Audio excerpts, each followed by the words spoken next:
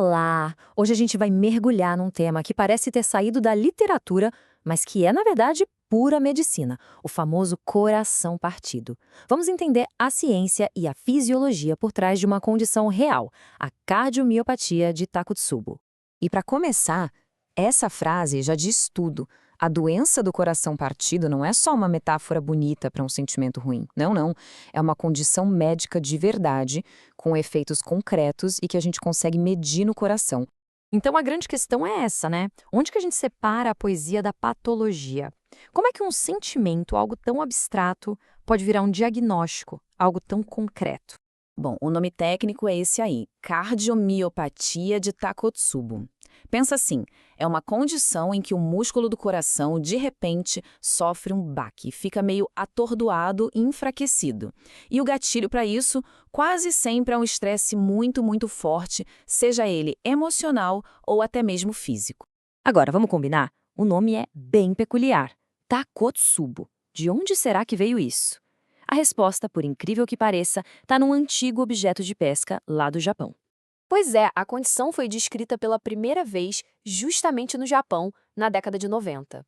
E foi lá que esse nome, Takotsubo, surgiu. A razão para isso é puramente visual, anatômica. Olha que interessante. Um takotsubo é um tipo de vaso, um pote de cerâmica com a base larga e o gargalo estreito, que os pescadores japoneses usavam para capturar polvos. O que os médicos descobriram através de exames de imagem é que durante a crise, o ventrículo esquerdo do coração muda de forma e fica idêntico a esse pote. A aparência do coração doente deu nome para o diagnóstico. Ok, o nome a gente já entendeu, mas o que exatamente acontece dentro do corpo para causar isso? O que a gente vai ver agora é algo que pode ser descrito como um verdadeiro tsunami químico atingindo o coração. Esse esquema mostra a sequência de eventos, é uma cascata. Tudo começa com um gatilho de estresse muito intenso. Isso provoca uma descarga gigantesca de hormônios do estresse na corrente sanguínea, principalmente adrenalina. Em níveis tão altos, esses hormônios se tornam tóxicos para o coração e o resultado é justamente aquele atordoamento do músculo cardíaco. E essa toxicidade da adrenalina em excesso ataca em várias frentes. Ela causa uma dificuldade direta para o músculo contrair, provoca espasmos nos vasinhos de sangue que irrigam o coração e, para completar, bagunça todo o metabolismo do cálcio dentro das células, que é essencial para o batimento cardíaco funcionar direito. É um ataque em múltiplos níveis. O resultado de toda essa tempestade química é um dos maiores desafios no diagnóstico. Sabe por quê?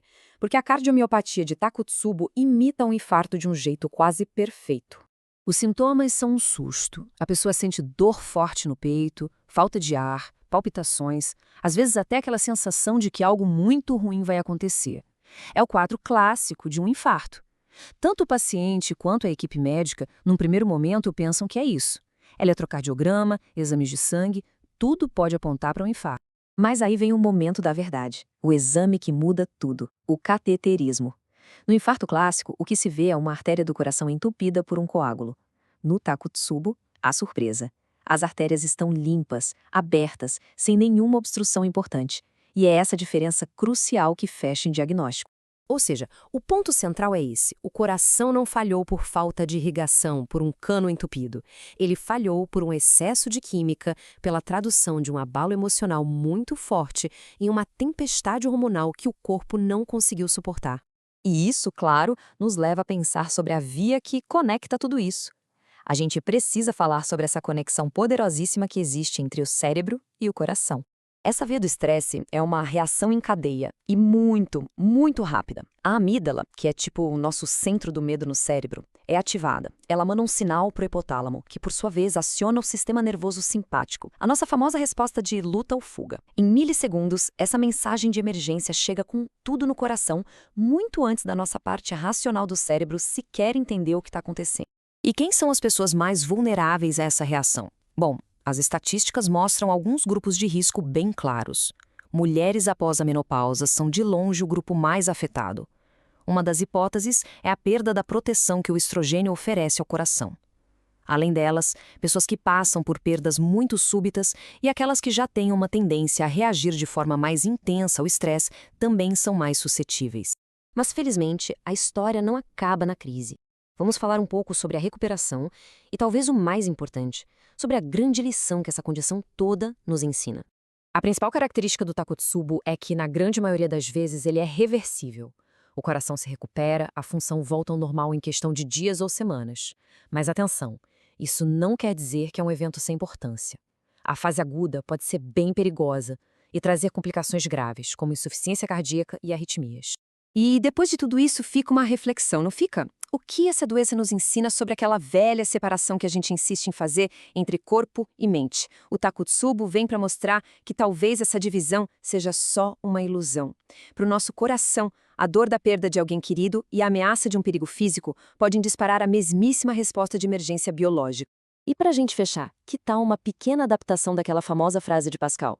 O coração tem razões que a própria razão desconhece. Pois é, a medicina moderna descobriu a base física dessas razões. Elas têm nome. São os receptores de adrenalina sendo bombardeados, os canais de cálcio desregulados.